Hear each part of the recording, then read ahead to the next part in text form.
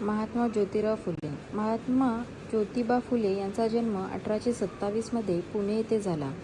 11 April ही त्यांची जन्मतारीख मानली जाते. संपूर्ण नाव ज्योतिबा गोविंदराव फुले. त्यांच्या पूर्वजांचे मूळ गाव सातारा जिल्ह्यातील कटगुण हे होते. त्यांचे मूळचे आडनाव गोरे असे होते. त्यांच्या आजोबांच्या फुलांच्या व्यवसायावरून फुले हे आडनाव रूढ झाले. ज्योतिबा हे लहानपणापासूनच बंडखोर वृत्तीचे होते.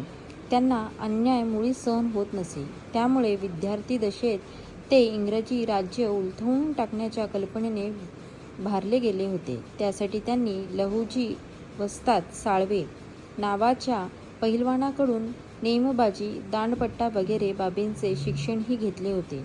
तथापि लवकरच त्यांना आपल्या विचारातील फोलपणा कळून आला.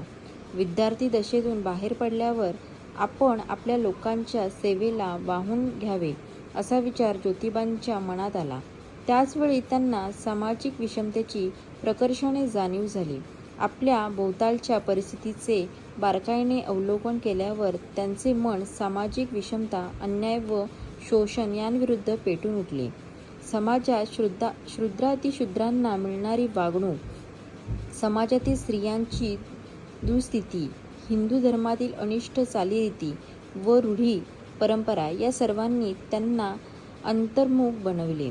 परिणामी समाजसेवेचा त्यांचा निर्धार अधिकच दृढ झाला. महात्मा फुलेंच्या काळात समाजातील स्त्रियांची स्थिती अतिशय वाईट होती. त्यांनी प्रथम स्त्री उद्धाराच्या कार्याकडे आपले लक्ष वळवले. त्या काळात स्त्रियांना शिक्षण घेण्याचा अधिकार नव्हता. तेव्हा फुल्यांनी स्त्री शिक्षणाचे कार्य हाती घेतले. त्यानुसार त्यांनी ऑगस्ट 1848 पुण्यात फुलेंची पहिली शाळा सुरू केली. ही शाळा बुधवार पेठेतील भिड्यांच्या वाड्यात भरत असे.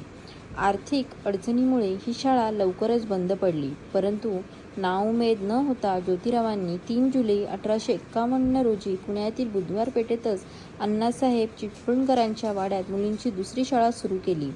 त्यानंतर 17 सप्टेंबर 1851 रोजी पुण्यात रास्ता पेठेत व 15 मार्च 1852 रोजी पुण्याच्या वेताळ पेठेत अशा आणखी 2 मुलींच्या शाळा त्यांनी सुरू केल्या.